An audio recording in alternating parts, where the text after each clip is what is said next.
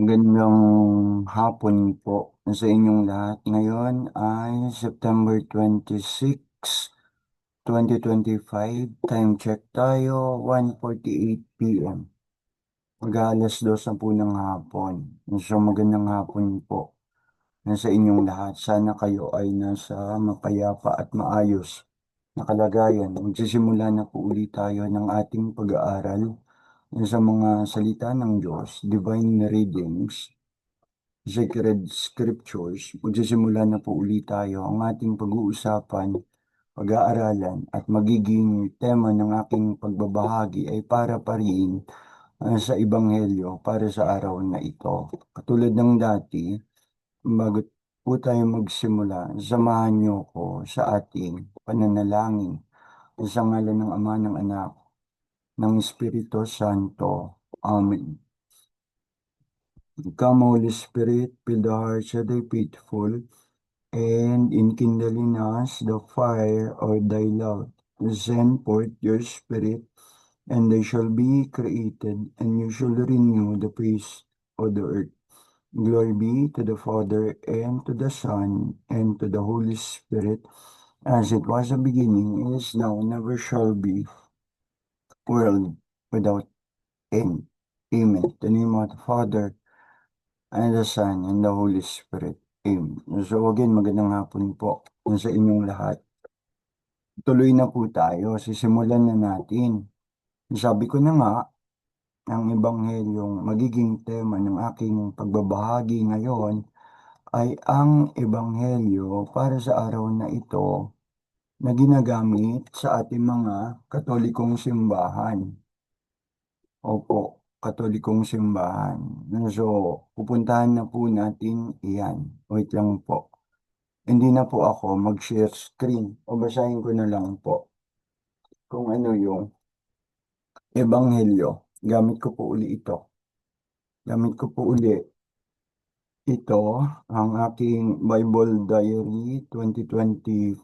Babasahin ko po ang Ebanghelyo para sa araw na ito. I-attach ko na lang po yung mga readings kasama yung Ebanghelyo para sa araw na ito na ating pag-aaralan. Okay, simula na po tayo. Ang ating Ebanghelyo, our Gospel, is taken from the book of St. Luke, chapter 9, verse 18 to 22. Ang Ebanghelyo, ang mabuting balita ng ating Panginoong Hesukristo ayon kay San Lucas. Ang pagpapahayag ng mabuting balita ng ating Panginoong Hesukristo ayon kay San Lucas.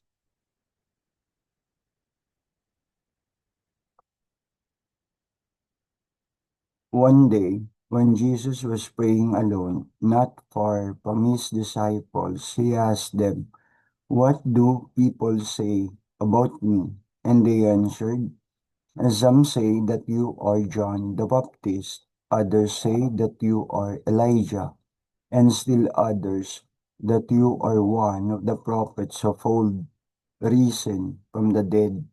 Again, Jesus asked them, "But who do you say that I am?" Peter answered, "The Messiah of God." Then Jesus spoke to them, giving them strict orders not to tell this to anyone. And he added, "The Son of Man must suffer many things. He will be rejected by the elders and chief priests and teachers of the law, and be put to death. Then after 3 days he will be raised to life." The Gospel of our salvation. Praise to you, Lord Jesus Christ. So yan po yung ating Ebanghelyo for today. Kung paano, kung paano tinanong ni Jesus ang kanyang mga alagad. Dalawa yung tanong. What do people say about me? And then, yung isa pang tanong, ang sabi naman niya, the other question, I am looking for it, but who do you say that I am? Magkaibang tanong, what do people say about me? At saka, who do you say? that I am. Okay, dalawang tanong. Okay.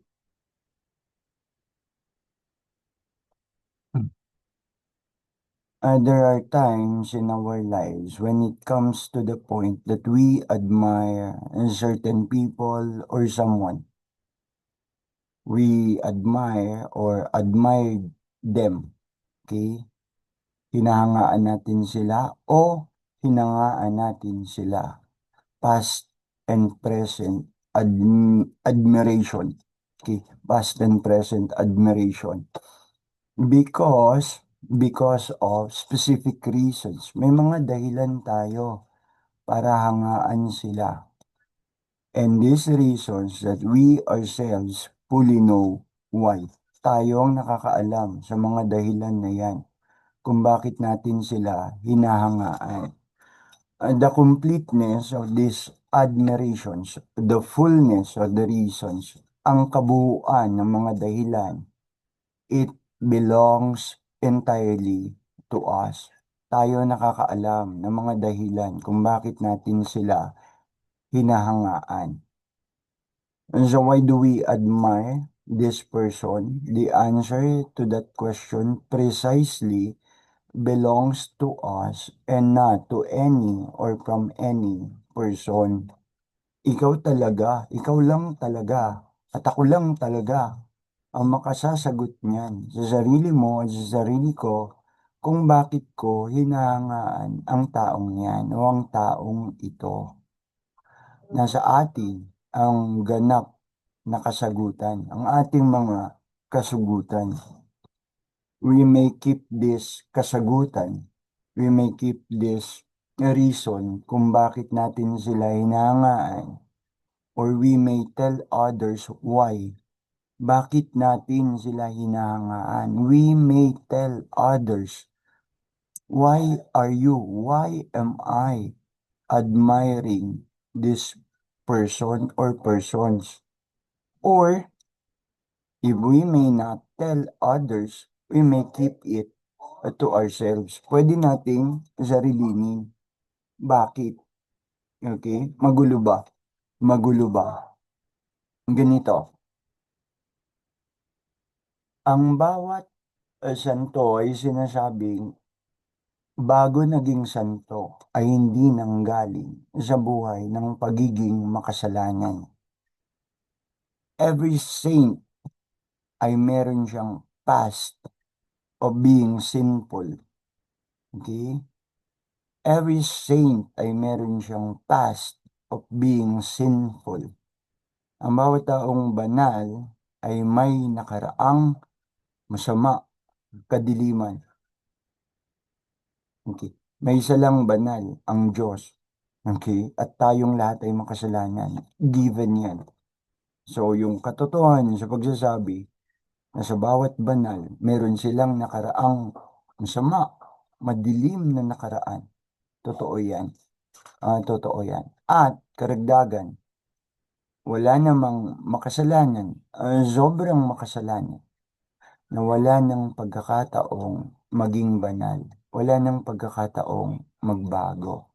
There is still an opportunity to change for the better from being sinner to a saint.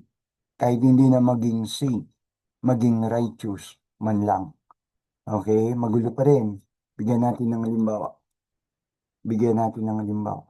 Yun ang una't simula ko eh. Magtatapos ako, bago pa man magsimula. At yun sana ang aking pagtatapos. Na sa bawat tao, banal, sa bawat taong banal, meron siyang isang nakaraang madilim, masama buhay na pagiging makasalanan.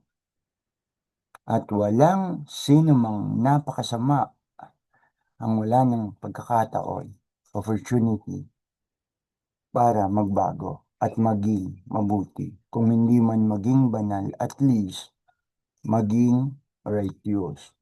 Magulo pa rin. Bigyan talaga ng halimbawa. So ako, I admire Saint Peter. I admire Saint Peter. I admire Saint Paul. I admire Saint Peter and Paul. Both of them are saints. But before becoming a saint, iyon na nga, bago sila naging santo o banal. Sino ba yan? Si San Pedro. Who was Saint Peter? Who was Saint Paul? Before becoming a saint, who was Saint Peter? Who was Saint Paul? That will be the topic for your research. Parang that will be the assignment. Okay? Who was Saint Peter? Who was Saint Paul before becoming a saint? And I want you friends, brothers and sisters, to seek the answer to that question. Who was Saint Peter? Who was Saint Paul? From the Word of God Himself, not from any other references. Kung minsan hinahanap natin ang kasagutan sa isang tanong, pero hindi naman natin hinahanap sa tamang reference or source. Sa tamang reference or source. So I admire Saint Peter and Paul. Both of them are saints. But before becoming a saint, who was Saint Peter, who was Saint Paul? And I want you to answer that question. Who was Saint Peter, who was Saint Paul? Sa pamamagitan from the Word of God Himself, not from any other references.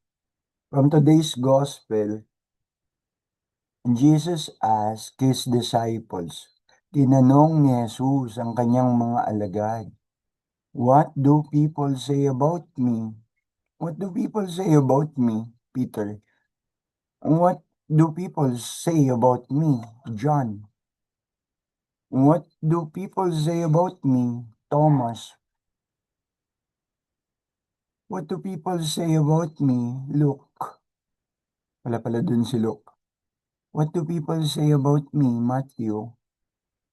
That was the question. Yun yung unang tanong. May dalawang tanong nga, di ba? What do people say about me? Tapos yung pangalawang tanong, but you, who do you say that I am? Hindi what, but who. Hindi what, but who. Yung una, what do people say about me? The second question is, what about you? Who do you say that I am? So it's a question of what and a question of who. Ano ang sinasabi ng mga tao tungkol sa akin? Sabi niya sa mga alagad niya. Sabi ni Jesus sa kanyang mga disipulo.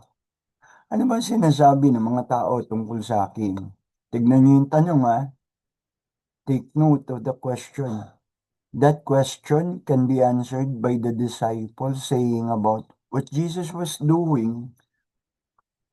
It's a possibility na sinagot nila ang tanong na yon. What was Jesus was doing? The question can be answered by the disciples saying about what Jesus was doing. His ministry, the ministry of which Jesus was doing.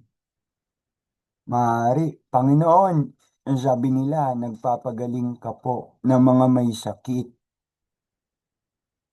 Nagpapalayas ka po, Panginoon, ng masasamang spirito. Ang sabi nila, gumagawa ka po, Panginoon, ng mga himala. Ang sabi po nila, Panginoon, nagtuturo ka ng tungkol sa pag-ibig sa Diyos at pag-ibig sa kapwa. Mariyon, Mariyon. Sabi nila sa utos na ibigin mo ang Diyos at ang iyong kapwa sa tunay nitong kahulugan. Panginoon, yun ang iyong tinuturo sa kahulugang hindi mababaw. Skin deep, okay, na ipinapaliwanag mo ang kautusan based on the spirit of the law. Okay? Hindi skin deep, mababaw, hindi sa kahulugang mababaw, kundi sa mas malalim pa nito at tunay nitong kahulugan. Maring gano'n ang naging sagot nila. Maring gano'n ang naging sagot nila. Pero hindi gano'n ang naging sagot nila. Anong sagot nila? And some say that you are John the Baptist. Others say that you are Elijah. And still others that you are one of the prophets of old, risen from the dead. Yun ang naging sagot nila. Hindi nila sinagot kung, okay? Hindi nila sinagot what Jesus was doing, what the people perceived it, what Jesus was doing. Okay? And so, maring ganun nga ang naging sagot nila, no? Pwede maaari, nagpapagaling ka po ng mga may sakit, nagpapalayas ka po ng mga demonyo, gumagawa ka po ng mga himala, nagtuturo ka tungkol sa pag-ibig ng Diyos, sa pag-ibig sa Diyos at sa kapwa, sa utos na ibigin ng Diyos at ang kapwa sa tunay nito at malalim na kahulugan. Hindi skin deep. Okay? I am speaking of possibilities po. Okay? I am speaking of possibilities. Maring gano'n ang naging sagot nila. Possibilities. But what were the disciples' answer? Different from these possibilities.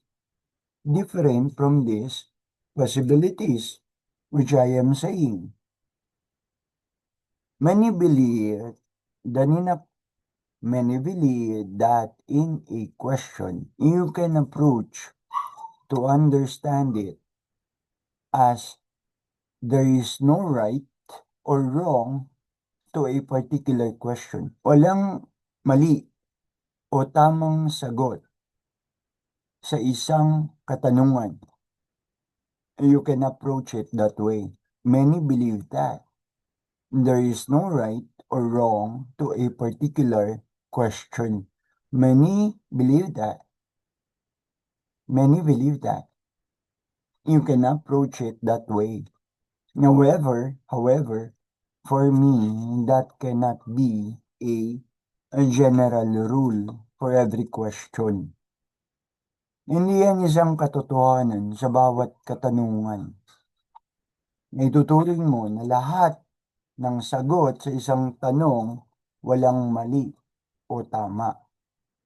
Ang ibig sabihin, that there is a specific answer for a specific question.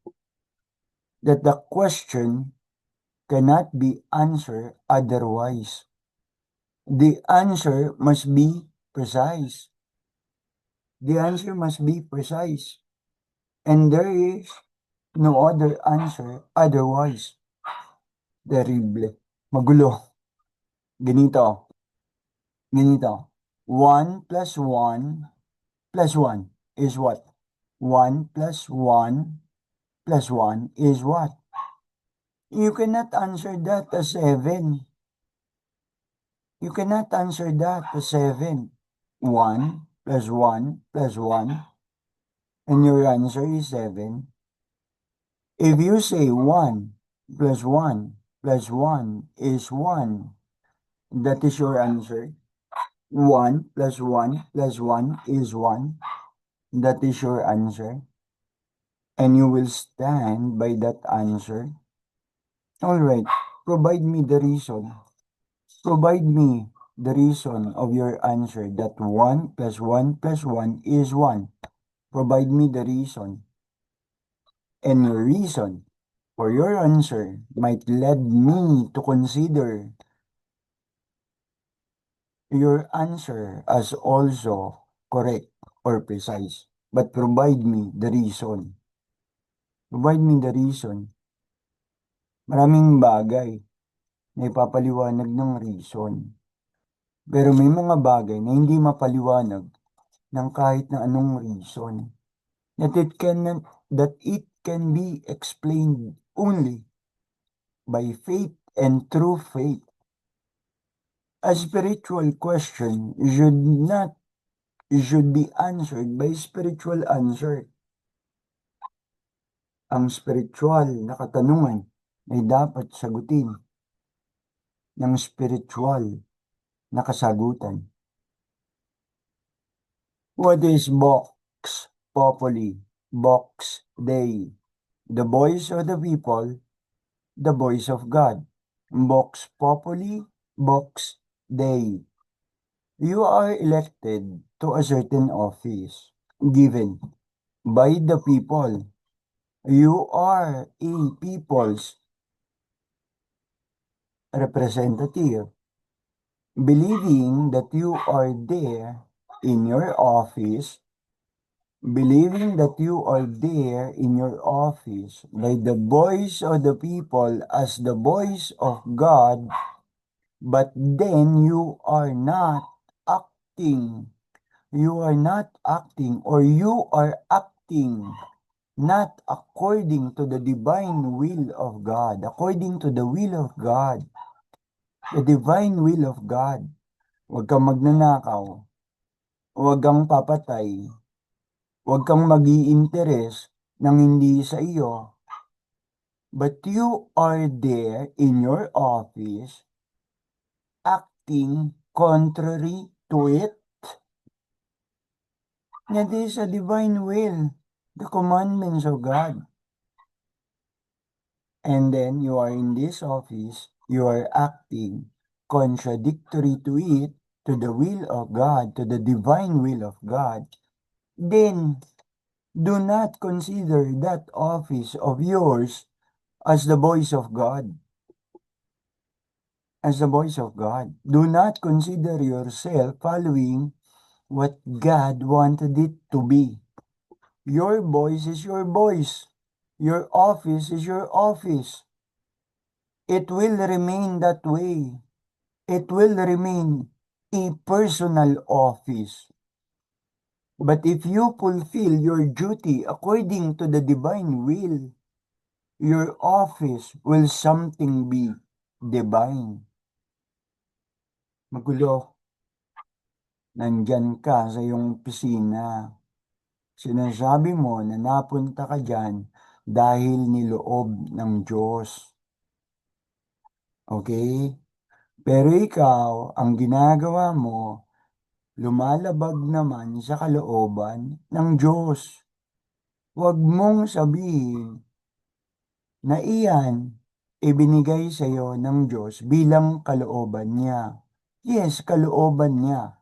Pero ikaw na nandun, na nailagay doon, di mo naman ginagawa ang mga bagay na ayon sa kalooban niya, huwag mo rin namang ituring na talaga desisyon yon ng Diyos para mapunta ka dyan.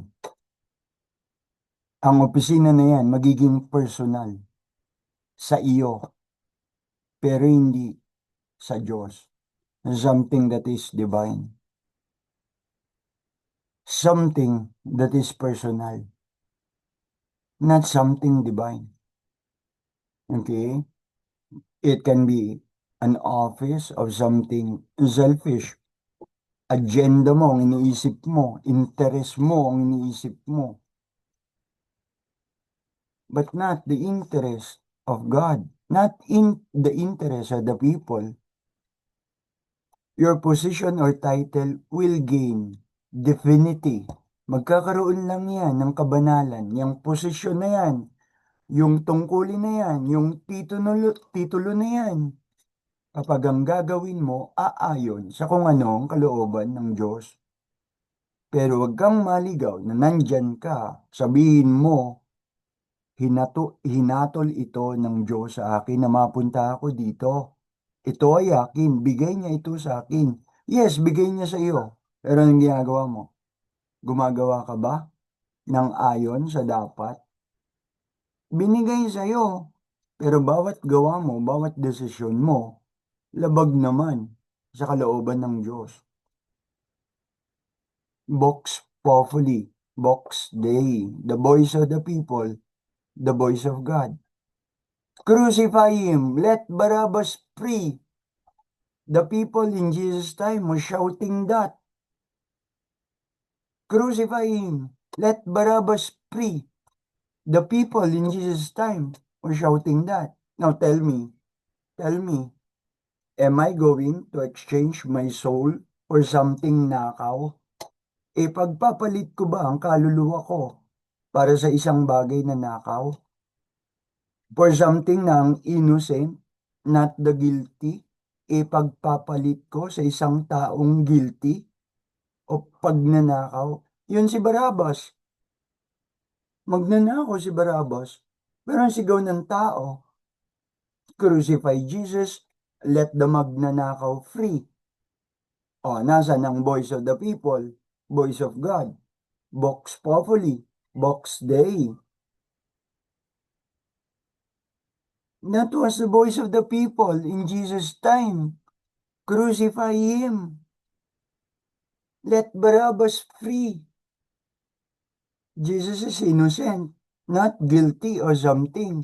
Pero pinagpalit ng tao si Jesus sa isang magnanakaw na si Barabbas. Yun ang sigaw ng tao. The voice of the people.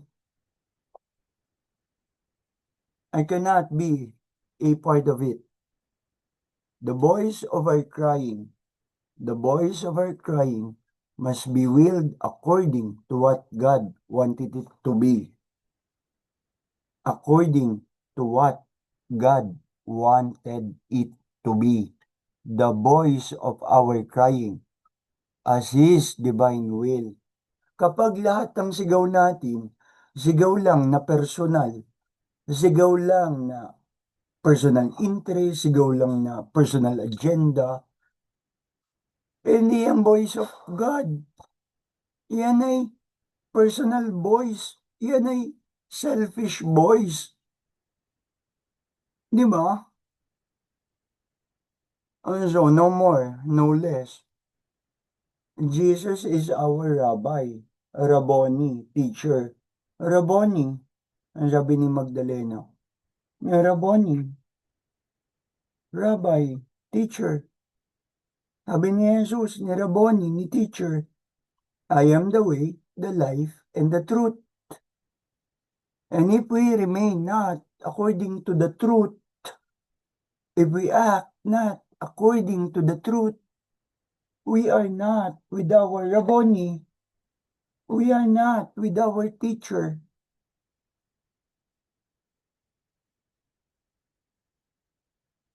Marami nang nasabi. No more, no less.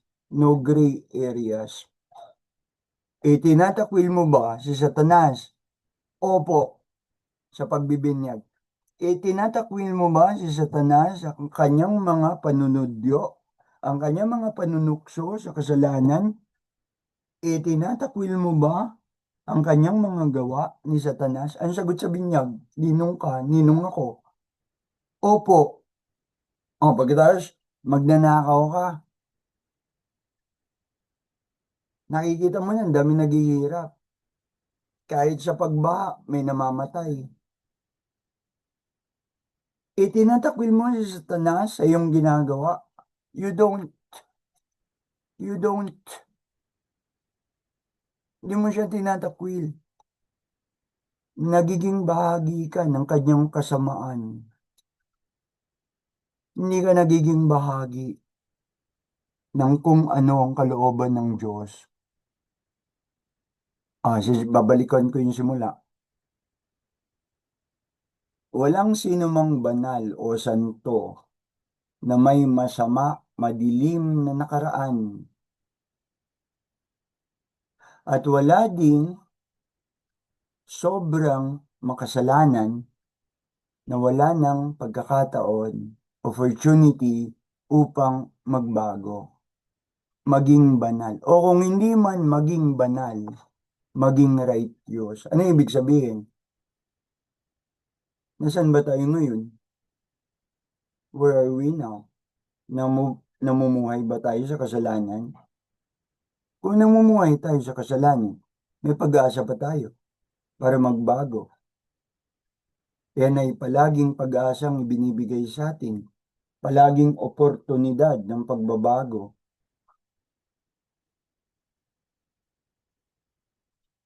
At yung mga alam nating may madilim na nakaraan,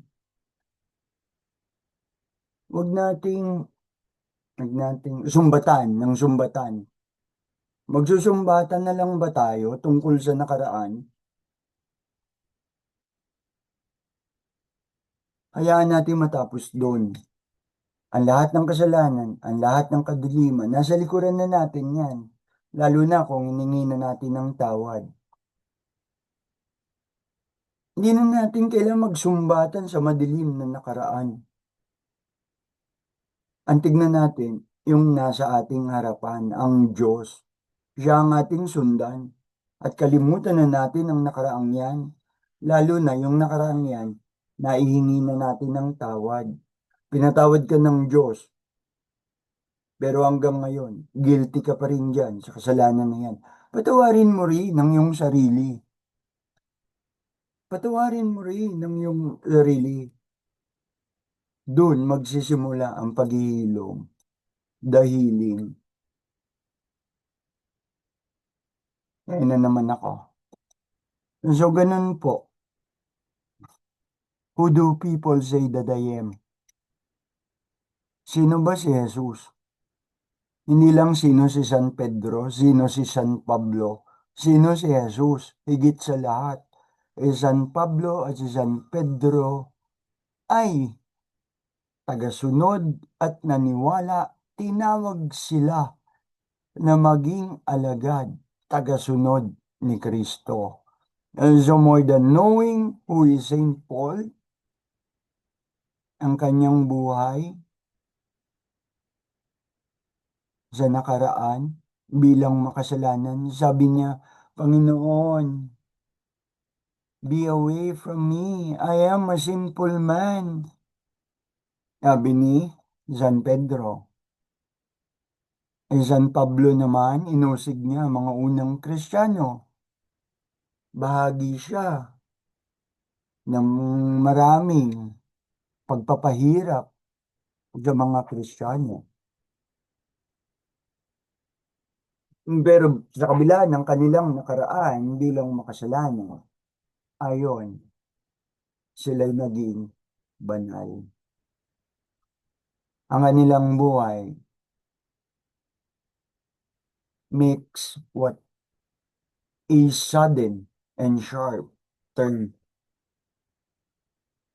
Biglang nagbago ang kanilang buhay. Talagang nagbago ang kanilang buhay. Kaya nga sabi ko sa inyo, sinabi ko po sa inyo, I suggest you, kilalanin niyo po si San Pablo at si San Pedro sa kanilang buhay para ma-relate niyo ang buhay nila bilang tagasunod ni Kristo, bilang apostoles ni Kristo. At ma-relate niyo ang buhay nila sa buhay natin. Tayo rin, huwag tayo magsinungaling sa isa't isa. Ang sabi ng Panginoon, ang sino mang nagsasabi na siya'y walang kasalanan, siya'y sinungaling at wala sa kanya ang Diyos. Ang sino mang nagsasabi na siya'y walang kasalanan o hindi nagkakasala, siya'y sinungaling at wala sa kanya ang Diyos. Wala sa kanya ang katotohanan, siya'y sinungaling. Anyway, maraming nasabi. Ganyan po talaga ako mag-express ng aking sarili. Masanay na po kayo. Diyan na po natin tapusin. Magandang hapon po sa inyong lahat. May dumarating po na bagyo natin itong pagandaan. Maraming salamat po sa inyong lahat. Patuloy kong hiling sa inyo na ako'y ipanalangin sa ating poong may kapal na magawa ko ang aking mga tungkulin. Maraming salamat po. Maraming salamat na po sa inyong mga panalangin. Hanggang sa muli po, Sir Aaron po ito.